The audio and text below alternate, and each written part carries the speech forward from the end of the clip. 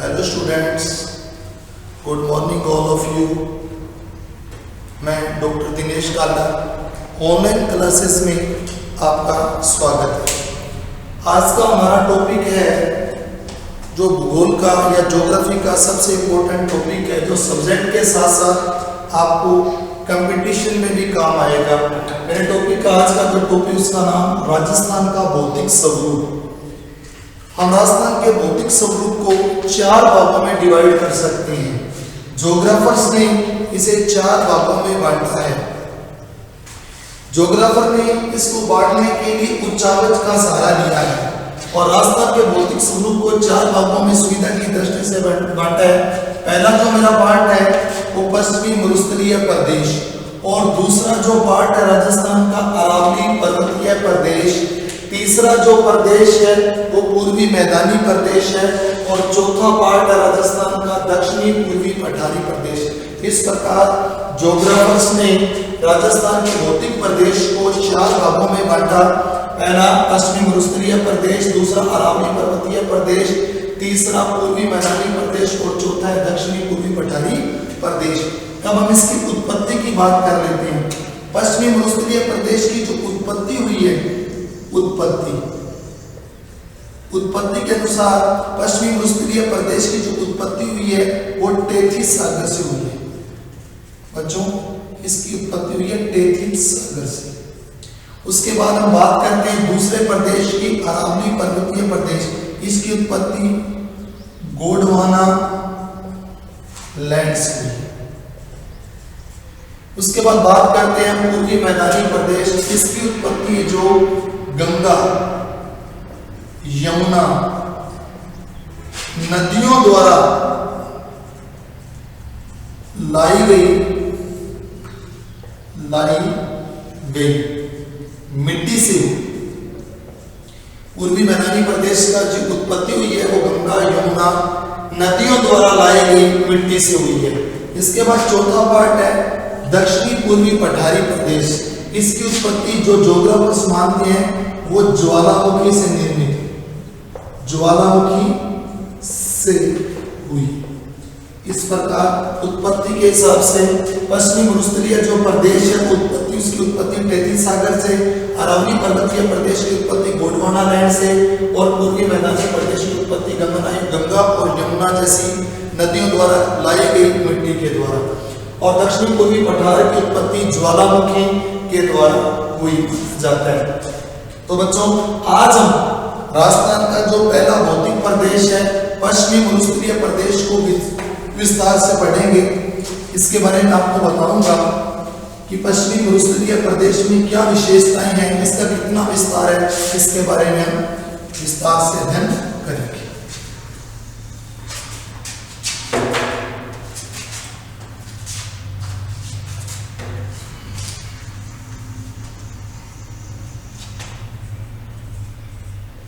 पश्चिमी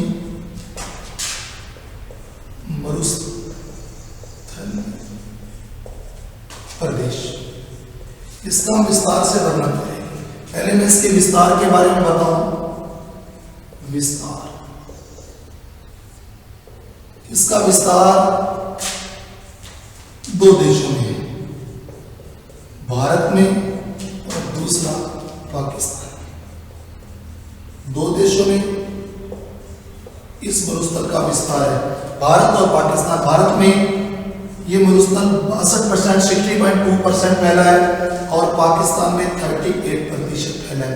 इस पश्चिमी मरुस्थलीय प्रदेश को थार का मरुस्थल के नाम से जाना जाता है। थार का मरुस्थल,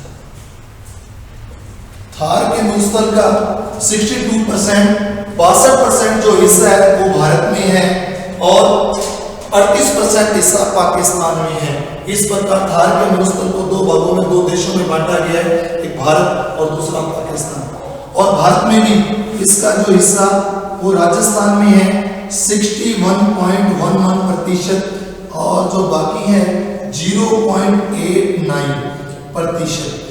62 में से 61.11% जो सिर्फ राजस्थान में फैला है, और 0.89% जो थार डेजर्ट भारत में वो पंजाब के अलावा हरियाणा,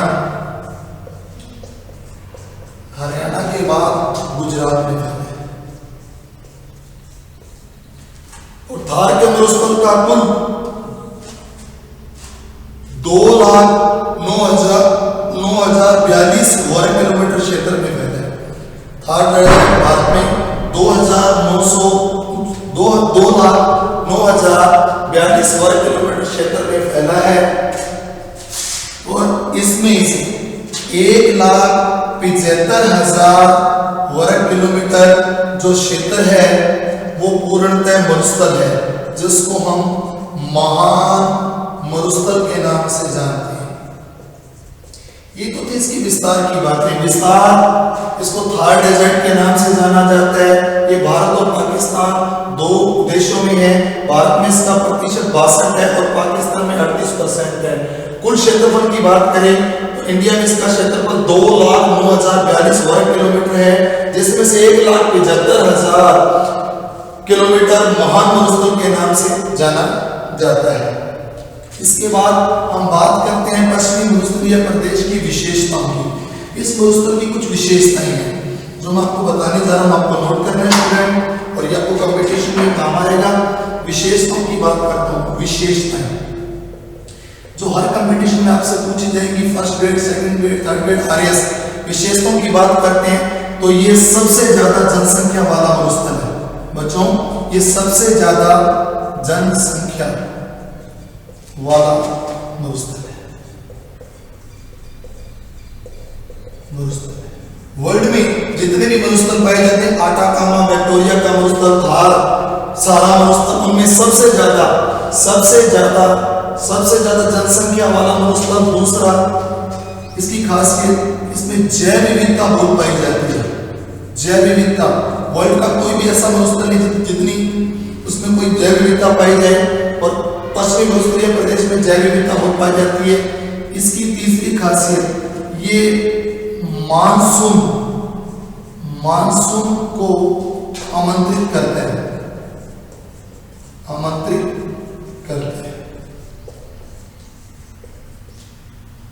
इसकी चौथी खासियत, ये भारतीय उपमहाद्वीप में ऋतु चक्र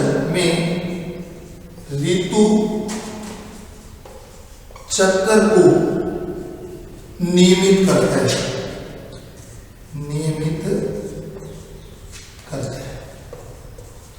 ये इसकी चौथी विशेषता है।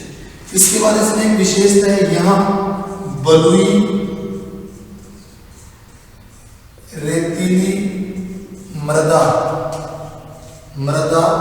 पाई जाती है।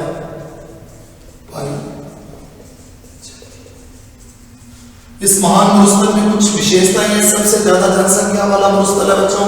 जैव विविधता पाई जाती है, मानसून को आमंत्रित करता है, भारतीय उपमहाद्वीप में ऋतु चक्र को ये क्या करता है, नियमित करता है। और इसके अलावा लास्ट उसकी विशेषता, इसमें बलुई रेतीली मृदा पाई जाती है। इसके अलावा आपको मैं बताता हूं, पश्चिमी मरुस्थल को फिर से दो भागों में बांटा गया है। विशेषताओं के बाद इसको हमने दो भागों में बांटा है। मरुस्थल को पश्चिमी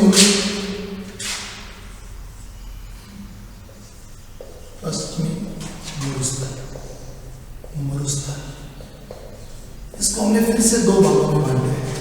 पहला भाग है शुष्क रेतीला मरुस्थल,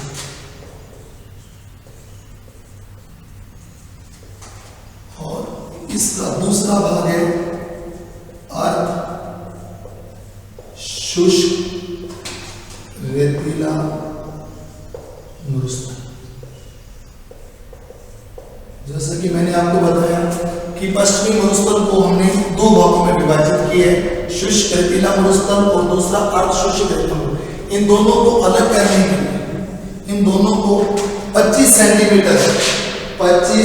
सेंटीमीटर वर्षा रेखा अलग करती है।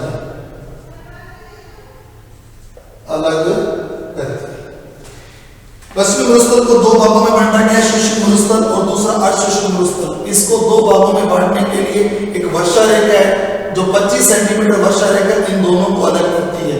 शुष्क रेतीले मैदान में जो वर्षा होती है वो 10 से 20 सेंटीमीटर होती है बच्चों, और अर्धशुष्क मरुस्थलीय भाग में वर्षा 20 से 40 सेंटीमीटर होती है। इसलिए इन दोनों को अलग करने में एक रेखा का सहारा है जिसको हम 25 सेंटीमीटर वर्षा रेखा कहते हैं। फिर हम इसी को आगे विस्तार से और पढ़ते हैं कि शुष्क जो मरुस्थल है उसको मैंने फिर से 2 भागों में डिवाइड किया है। नंबर 1 बालू का स्तूप, बालू का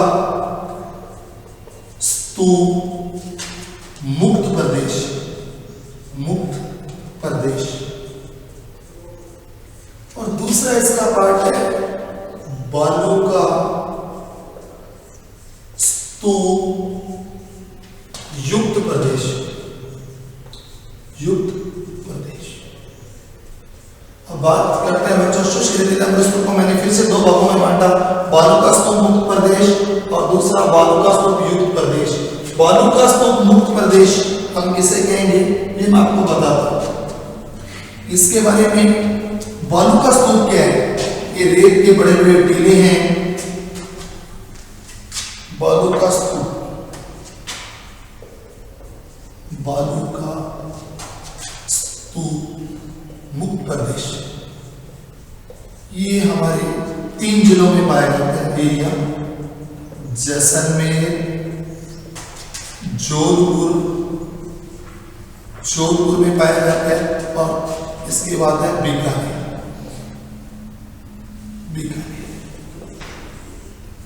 बालू का स्तूप मुक्त प्रदेश जैसलमेर, जोधपुर और बीकानेर में पाया जाता है। ये ट्रायंगल है, त्रिभुज आकृति है। एक तरफ जैसलमेर जो सबसे बड़ा जिला माना जाता है, जैसलमेर, जोधपुर, त्रिभुज आकृति है जोधपुर और बीकानेर, बीकानेर। इन 3 जिलों में हम बालू का स्तूप मुक्त प्रदेश पाते हैं। और ये चट्टानी धरातल है, यहाँ चट्टानी धरातल है जिसे हम हमादा के नाम से जाना जाता है। बालू का स्तूप मुक्त प्रदेश 3 जिलों में पाया जाता है, जैसलमेर, जोधपुर, बीकानेर, या त्रिभुज की आकृति में है। और ये चट्टानी मरुस्थल है जिसे हम ज्योग्राफी की भाषा में हमादा कहते हैं। उसके बाद की बात करता हूं बच्चों, यहाँ की एक और खासियत है। यहाँ बच्चों आपको मैंने बताया इसका दूसरा पार्ट अर्धशुष्क मरुस्थल, दूसरा पार्ट है अर्धशुष्क मरुस्थलीय प्रदेश। इसकी खासियत बताऊं, इसे 4 भागों में बांटा गया। पहला है गग्गर का मैदान, गग्गर का मैदान। दूसरा पार्ट है इसका शेखावटी, शेखावटी प्रदेश। और इसी का तीसरा जो पार्ट है नागौरी उच्च भूमि, नागौरी उच्च भूमि। और इसका चौथा पार्ट जो है गोंडवाना, गोंडवाना प्रदेश। बच्चों अर्धशुष्क मरुस्थलीय प्रदेश को मैंने फिर से 4 भागों में बांटा, गग्गर का मैदान, शेखावटी प्रदेश, नागौरी उच्च भूमि और गोंडवाना प्रदेश। गग्गर के मैदान की बात करूं तो इसमें 2 जिले, गंगानगर, गंगानगर और हनुमानगढ़। इस प्रदेश को गग्गर का मैदान इसलिए कहा जाता है बच्चों कि गग्गर के मैदान में 2 जिले हैं, गंगानगर और हनुमानगढ़। यहाँ प्राचीन पेटे में एक नदी बहा करती थी जिसका नाम था गग्गर का मैदान। और गग्गर के मैदान में 2 जिले शामिल है, गंगानगर और हनुमानगढ़। हनुमानगढ़ की जमीन को हम नाली की जमीन भी कहते हैं, नाली की भूमि। उसके बाद आ जाती है शेखावटी प्रदेश, चूरू, सीकर और झुंझुनू। ये जो प्रदेश है इसका नाम शेखावटी प्रदेश इसलिए यहाँ शेखा सामंतों का राज हुआ करता था। और इसमें 3 जिले शामिल हैं, चूरू, सीकर और झुंझुनू। इसके बाद एक प्रदेश है जिसका नाम है, इसी को तीसरा पार्ट है नागौरी उच्च भूमि। नागौरी उच्च भूमि में नागौर का प्रदेश आता है, नागौर का क्षेत्र आता है। जो अरावली से अलग पार्ट है और ऊंची भूमि है, उच्चावच पाया जाता है, इसलिए इसको नागौरी उच्च भूमि, नागौरी उच्च भूमि के नाम से जाना जाता है। ये क्षेत्र नागौर से बीकानेर, नागौर से बीकानेर का क्षेत्र है, नागौर से बीकानेर, बीकानेर का क्षेत्र। इसके बाद इसका चौथा पार्ट है गोडवाड़ प्रदेश।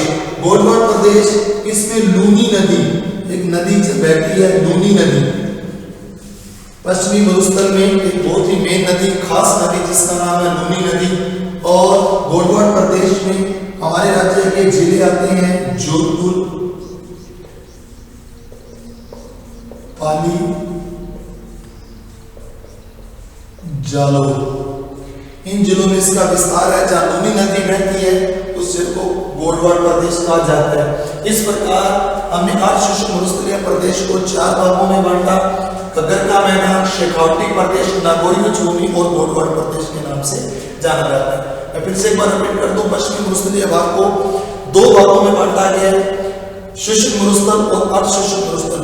शुष्क मरुस्थल जो मैंने आपको बताया 10 सेंटीमीटर से 20 सेंटीमीटर तक वहां बरसात होती है, और अर्धशुष्क मरुस्थल में जो बरसात है वो 20 से 40 सेंटीमीटर होती है। इस प्रकार पश्चिमी मरुस्थल को 2 भागों में बांटा, एक शुष्क मरुस्थल और दूसरा अर्धशुष्क मरुस्थल के नाम से। 2 पार्ट मैंने इसमें किए। इसमें कुछ चीजें, कुछ शब्दावली यूज की जाती है जो मैं आपको थोड़ा बता देता हूं। यहां बालू का स्तूप पाए जाते हैं, शुष्क प्रदेश में बालू का स्तूप पाया जाता है, बालू का स्तूप। नंबर 1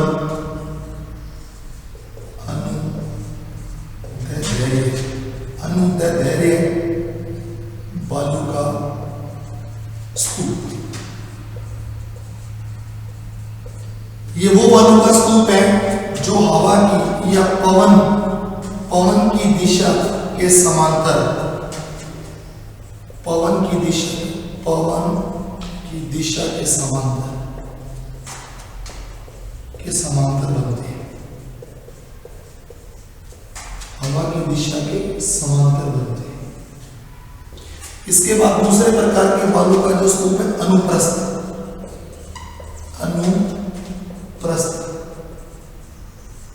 दूसरे प्रकार पवन की दिशा में जब कोई अवरोध आ जाता है और अवरोध के सहारे कोई बालू का स्तूप बनते हैं तो उन्हें हम अनुप्रस्थ बालू का स्तूप कहते हैं। तीसरे प्रकार के जो बालू का स्तूप है वो है बरखान, इन्हें हम बरखान कहते हैं। बरखान आपको देखने को मिलेगी, इनकी आकृति अर्धचंद्राकार आकृति में पाए जाते हैं। 3 प्रकार के बालू का स्तूप जो आपको कंपटीशन में पूछा जाएगा। अनुदैर्ध्य बालू का स्तूप जो पवन की दिशा के समांतर बनते हैं। दूसरा अनुप्रस्थ बालू का स्तूप जो पवन की दिशा के समकोण पर या हवा की दिशा में जब अवरोध है उस अवरोध के सहारे बनने वाला बालू का स्तूप अनुप्रस्थ बालू का स्तूप कहलाते हैं।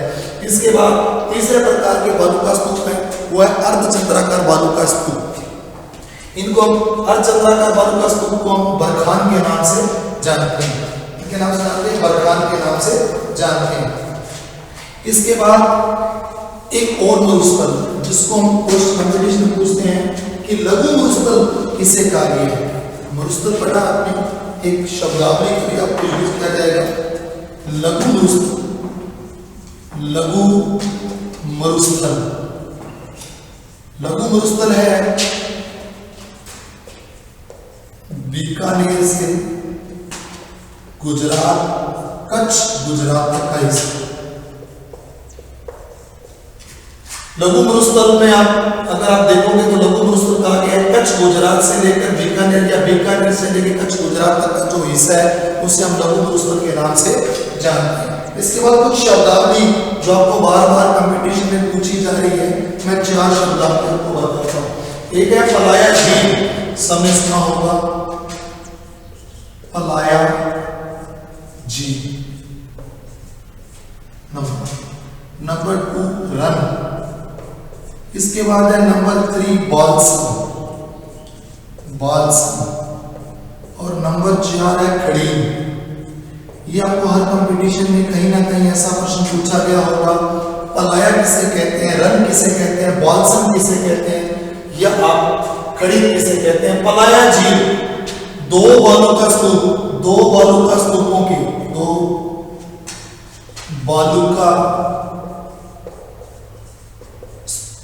के बीच में जब पानी जमा हो जाए, दो बालू का स्तूपों के बीच में बरसात के मौसम में अस्थायी झील बन जाए, उसे हम पलाया झील कहते हैं।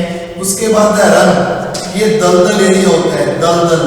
जब बरसात का पानी सूख जाए तो वहां दलदल बनती है, तो उसे हम रन के नाम से जानते हैं। और दलदल के सूख जाने के बाद जब वहां मैदान का निर्माण होता है, तो उसे हम बाल्सम के नाम से जाना जाता है। और मैदान में जब हम खेती कर देते हैं, तो उसे हम कृषि करना या खेती करना, जिसे हम खड़ीन के नाम से जानते हैं। 4 शब्द आपने मैंने बताई। पलाया झील अस्थायी झीलें हैं, दो बालू का स्तूपों के बीच अस्थायी झील।